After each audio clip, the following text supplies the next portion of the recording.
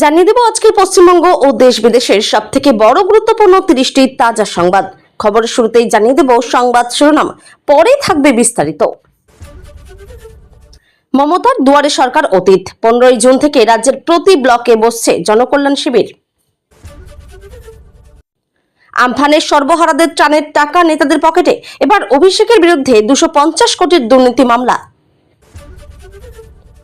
আলিপুরের অগ্নিকাণ্ডে ভস্মীভূত 4000 ইভিএম, নেপথ্যে কি নিছক দুর্ঘটনা নাকি বড় কোনো ষড়যন্ত্র? তালা ভেঙে ঢুকে পুরো বাড়ি সার্চ করেছে, বেরিয়ে বললেন অভিষেক। ভোর থেকে পুলিশ, ঘটনাস্থলে মমতাও। সরকারি কাজে বেনিয়ম, প্রকল্প থেকে বঞ্চিত, এবার এই পোর্টালেই জানানো যাবে অভিযোগ। অমিত শাহের বিরুদ্ধে কুরুচিকর মন্তব্যের জের, কল্যাণের বিরুদ্ধে থানায় অভিযোগ দায়ের। অসমের জোরহাটে ভেঙে দুটুকরো হলো বায়ুসেনার AN-32 বিমান, অবতরণের সময় দুর্ঘটনা, মৃত্যু 5 সেনাকর্মীর। সকাল 7টা থেকে দুপুর 3টে, 8 ঘন্টার তল্লাশিতে কামারহাটির তৃণমূল বিধায়ক মদন মিত্রের জোকার ফ্ল্যাট থেকে কি পেল ইডি? মহুয়ার জন্য ডিম হাতে দাঁড়িয়েছিল জনতা, পুলিশের দ্বারস্থ হতে চলেছেন কৃষ্ণনগরের সাংসদ। দল নিয়ে ক্ষোভ প্রকাশের পরেই বাড়ির সামনে গেরুয়া পতাকা, তাহলে কি অনুব্রত? দার্জিলিং এ আমজনতার সঙ্গে টয় ট্রেন সফর স্বস্তিক দিলীপের, খোশ মেজাজে কি বার্তা দিলেন মন্ত্রী? শাহকে হুমকি দিয়ে আরো বিপাকে অভিষেক, শিলিগুড়িতে দায়ের নয়া মামলা। সরকারি বাস ফ্রি, বেসরকারি বাসে হু হু করে কমেছে মহিলা যাত্রী, বেহাল দশা নিয়ে এবার সরকারি সাহায্য চেয়ে মন্ত্রীর কাছে আর্জি সংগঠনগুলির। অভিষেকের বাড়ির পর সুমিতের খোঁজে শ্রীরামপুরে গেল পুলিশ, আত্মসহায়কের শাশুড়ি ক্ষুব্ধ স্বরে বললেন, খুঁজুন খুঁজুন। কুণালের বিস্ফোরক স্বীকারোক্তি, সুমিতকে খুশি না করলে মিলত না অভিষেকের সময়, ভাইপো রাজের চরম পর্দাফাঁস। অনেকদিন ধরেই কথা চলছিল, এবার বাধ্যতামূলক করতেই হবে, সরকারি কর্মীদের জন্য বড় নির্দেশিকা নবান্নের। আলিপুরের সরকারি দপ্তরে কিভাবে আগুন লাগলো, সিট গঠন লালবাজারের, নমুনা সংগ্রহ করেছে ফরেনসিক। ভয়ের ভাঙড়েও বদলের ছবি, খান খান তৃণমূল, আইএসএফের দখলে একের পর এক পঞ্চায়েত। চেয়ারম্যান গোপালের ইস্তফার পর বিস্ফোরক মদন মিত্র, কামারহাটি পুরসভার সকল তৃণমূল কাউন্সিলরকে পদত্যাগের নির্দেশ। ভোটে লাল ঝান্ডায় লড়াই, শুভেন্দু সরকারি আস্থা রেখে তামান্নার মা বললেন, এবার বিচার পাবো। 14 তলা থেকে হীরক রানীকে নামাতে পেরেছি, মেয়ের খুনে বিচার পাবেন প্রত্যয়ী অভয়ের মা। শুধু 3000 টাকা নয়, অন্নপূর্ণা যোজনায় মিলবে আরো সুবিধা, নয়া আপডেট আবেদনকারীদের জন্য। দত্তপুকুরে বিজেপি করার অপরাধে যুবককে বেধড়ক মারধরের অভিযোগ রথিন ঘোষের ঘনিষ্ঠ তৃণমূল নেতার বিরুদ্ধে। রাজ্যে এবার রেশন ব্যবস্থায় যুক্ত হতে পারে একাধিক কেন্দ্রীয় জনমুখী প্রকল্প, বড় পরিকল্পনা কেন্দ্রের। ধুন্ধুমার নৈহাটি থানা চত্বর, পুরসভার চেয়ারম্যানের ছেলেকে চর ঘুষি লাথি, ছোড়া হলো ডিম। আলিপুরে পুড়ে ছাই 4000 ইভিএম, ইচ্ছাকৃত আগুন, দাবি উদ্ধব শিবিরের। ভোটার তালিকা থেকে উধাও স্মৃতি ইরানির নাম, কেন বাদ পড়লেন রাহুলকে হারানো বিজেপি নেত্রী?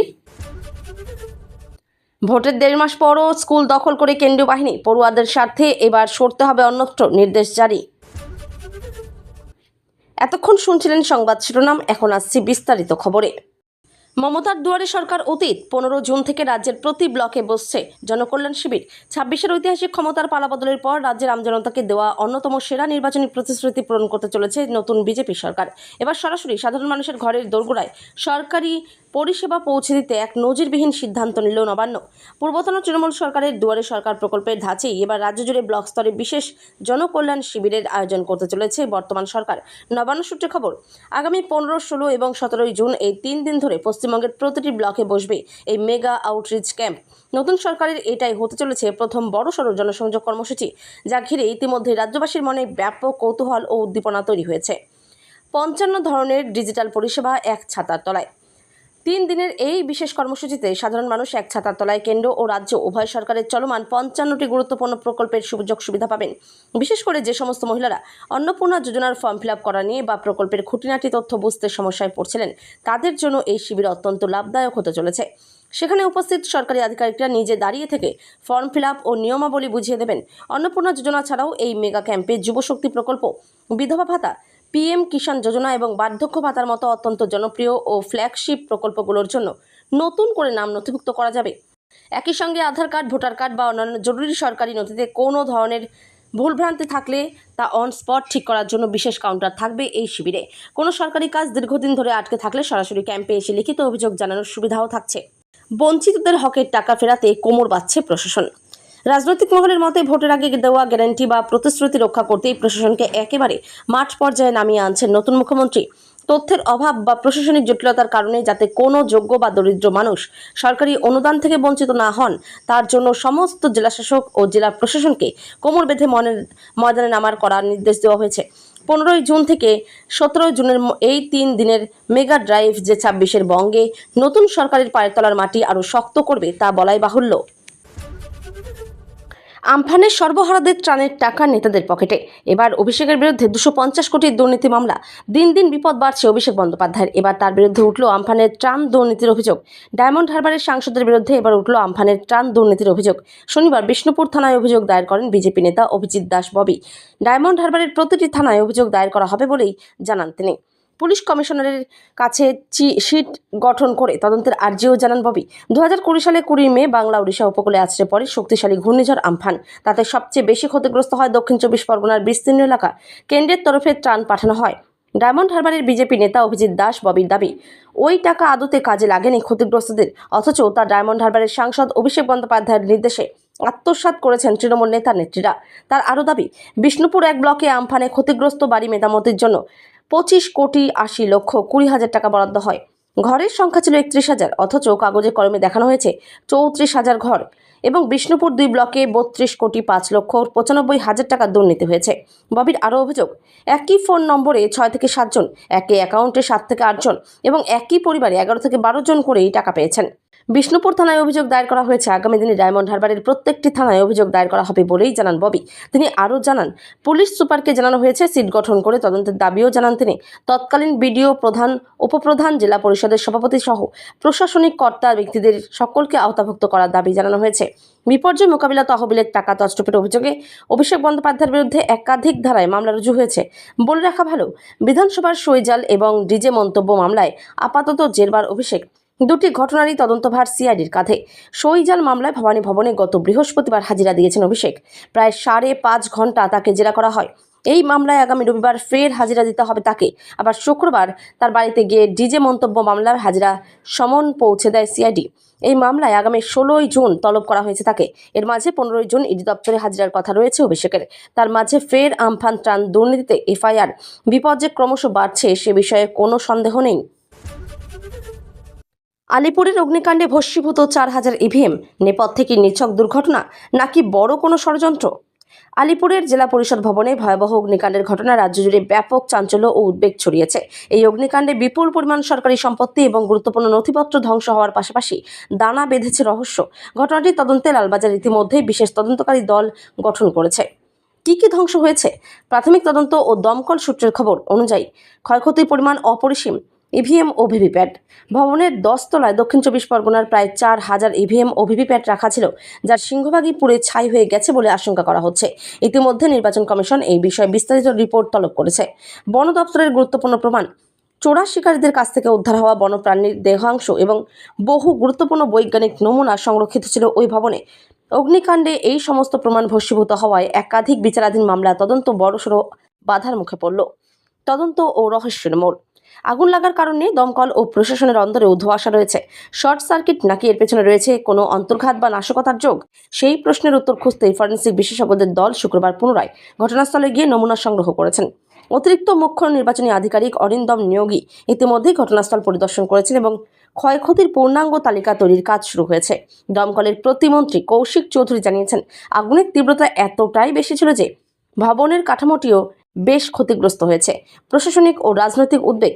নির্বাচনী যন্ত্র এবং গুরুত্বপূর্ণ আইনি প্রমাণ নষ্ট হয়ে যাওয়ার ঘটনাটি প্রশাসনিক মহলে গভীর উদ্বেগের কারণ হয়ে দাঁড়িয়েছে। নিছক দুর্ঘটনা নাকি কোনো বড়সড় ষড়যন্ত্র? এই প্রশ্নই এখন প্রশাসনিক ও রাজনৈতিক মহলে ঘুরপাক খাচ্ছে। ফরেনসিক রিপোর্ট এবং সিটের তদন্তের উপরই এখন নির্ভর করছে এই আসল উন্মোচনের ভবিষ্যৎ। তালা ভেঙে ঢুকে পুরো বাড়ি সার্চ করেছে, বেরিয়ে বললেন অভিষেক। ভোর থেকে পুলিশ ঘটনাস্থলে, মমতাও। রাজ্য ও কলকাতা পুলিশের বিশাল বাহিনী অভিষেকের কালীঘাটের বাড়িতে পৌঁছে যায় শনিবার ভোর রাতেই। দীর্ঘক্ষণ ডাকাডাকির পর তারা তালা ভেঙে ভেতরে ঢোকেন। শুনে যান মমতা বন্দ্যোপাধ্যায়ও। অভিষেক বন্দ্যোপাধ্যায়ের কালীঘাটের বাড়িতে পুলিশের হানা। অভিষেক বন্দ্যোপাধ্যায়ের কালীঘাটের বাড়িতে পুলিশ, রাজ্য ও কলকাতা পুলিশের বিশাল বাহিনী ওই বাড়িতে পৌঁছে যায় শনিবার ভোর রাতেই। দীর্ঘক্ষণ ডাকাডাকির পর তারা তালা ভেঙে ভিতরে ঢুকে গোটা বাড়িতে তল্লাশি চালানো হয়। পটুয়া পাড়ার বাড়ি ঘিরে বাইরে দাঁড়িয়েছিলেন কেন্দ্রীয় বাহিনীর জওয়ানেরা। খবর পেয়ে সেখানে ছুটে যান মমতা বন্দ্যোপাধ্যায়ও। সকাল 8টার পর পুলিশ বাড়ি থেকে বেরিয়েছে ঘটনাস্থল থেকে, তখন চলে যান মমতা। অভিষেক বেরিয়ে বলেন, তালা ভেঙে ঢুকে পুরো বাড়ি ওরা সার্চ করেছে, সব রেকর্ড রয়েছে। সূত্রের খবর, শালবনী থানার পুলিশ অভিষেকের বাড়িতে ছিলেন মহিলা আধিকারিকেরাও।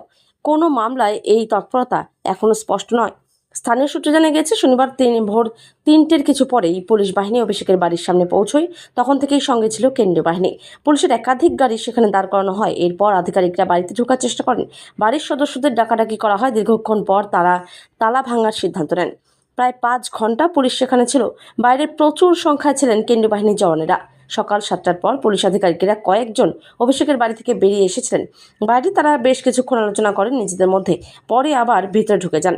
শেষে 8টার পর তারা বাড়ি ছাড়েন।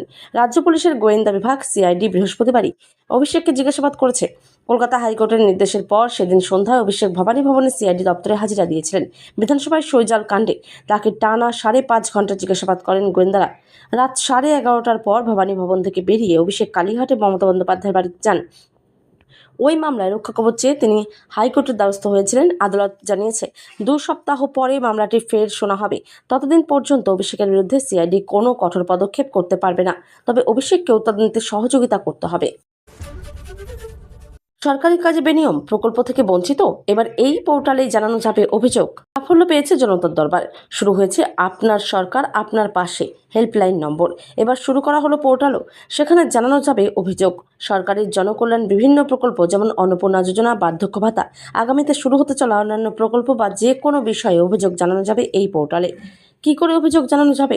CMO WB গভর্নমেন্ট ইন লোন্ডিং, এই ওয়েবসাইটে কি সিটিজেন সার্ভিসের তলায় রেইজ গ্রিভেন্স ক্লিক করতে হবে। তারপরেই মোবাইল নম্বর নথিভুক্ত করতে হবে। ক্যাপচা নিয়ে কন্টিনিউ টু OTP করলেই মোবাইল নম্বরে আসবে OTP।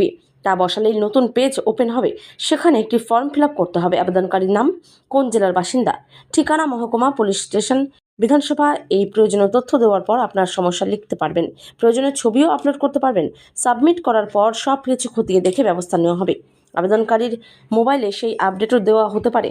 বিজেপি সরকার ক্ষমতায় আসার পর থেকেই বার্তা দেওয়া হয়েছে, এই সরকার জনগণের শাসকের আইন নয়, আইনের শাসক তৈরি করা হবে। সেই লক্ষ্যে জনগণের সমস্যা শুনতে চালু করা হয়েছে একটি টোল ফ্রি নম্বর 8282082820।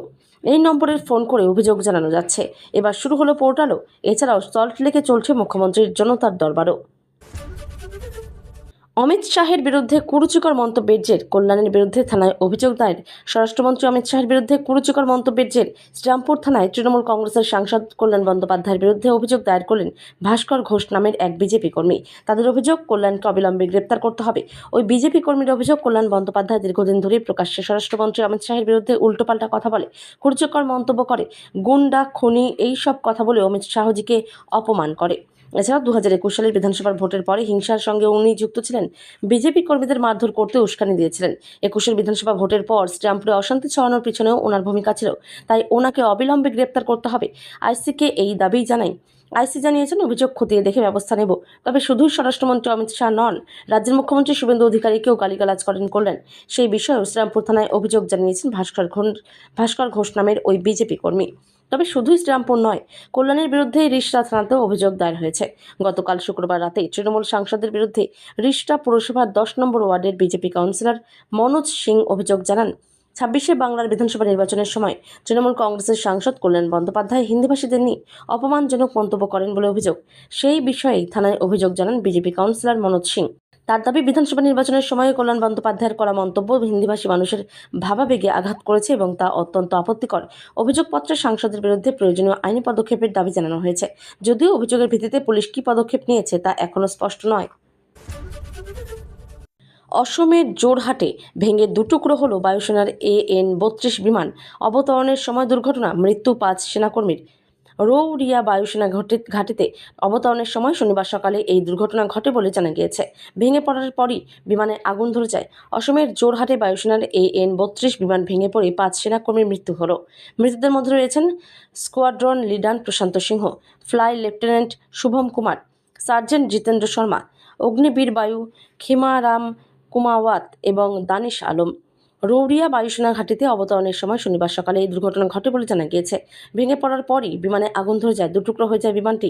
জানা গিয়েছে বিমানটি অরুণাচল প্রদেশ থেকে অসমে আসছিল। শনিবার সকাল 9:45 নাগাদ ওই সামরিক বিমানটি জোরহাট বায়ুসেনা ঘাঁটিতে অবতরণের সময় দুর্ঘটনার কবলে পড়ে। বায়ুসেনা ঘাঁটির রানওয়েতে নামার সময় বিমানের চাকা ফেটে গিয়েছিল বলে সন্দেহ করা হচ্ছে। তারপরই সেটি রানওয়ে থেকে ছিটকে পড়ে দুটুকরো হয়ে যায়, আগুন ধরে যায় বিমানটিতেও। বায়ুসেনার তরফে এই ঘটনার শোক প্রকাশ করা হয়েছে। মৃত সেনাকর্মীদের পরিবারের প্রতি সমবেদনা জানানো হয়েছে। প্রতিরক্ষা মন্ত্রী রাজনাথ সিংহ এই ঘটনায় দুঃখ প্রকাশ করেছেন। বিমান দুর্ঘটনায় ইতিমধ্যেই তদন্তের নির্দেশ দেওয়া হয়েছে। AN-32 বিমান মূলত সামরিক সরঞ্জাম এবং সেনা বহনের কাজে ব্যবহৃত হয়। দুর্যোগপূর্ণ আবহাওয়া এবং পরিস্থিতিতে দুর্গম এলাকাগুলোতেও এই বিমান উদ্ধার এবং সামরিক সরঞ্জাম পৌঁছে দেওয়ায় অতুলনীয়। 7.5 টন ওজন বহন করতে পারে। 50 জন সেনাকর্মী বহন করার ক্ষমতা আছে। জানা গিয়েছে রৌরিয়া বায়ুসেনা ঘাঁটিতে এই দুর্ঘটনা। এই বায়ুসেনা ঘাঁটি উত্তর পূর্ব ভারতের গুরুত্বপূর্ণ একটি বিমানবন্দর। অসম এবং ওই অঞ্চলে সামরিক কার্যকলাপে এই বন্দরের যথেষ্ট গুরুত্বপূর্ণ ভূমিকা রয়েছে। 1986 সাল থেকে 22টি এই বিমান দুর্ঘটনার কবল পড়েছে। গত বছরও দুর্ঘটনাগ্রস্ত হয় একটি AN-32 বিমান। বারবার দুর্ঘটনার কবলে পড়ার পরেও এই সামরিক বিমানের ওপর যথেষ্ট নির্ভরশীল বায়ুসেনা। প্রসঙ্গত, মাস কয়েক আগে অসমের একপি পাহাড়ি এলাকা রুটিন মহড়ার সময় ভেঙে পড়েছিল বায়ুসেনা সুখোই 30 MKI বিমান। জোরহাট বায়ুসেনা ঘাঁটি থেকে উড়েছিল সেই বিমান।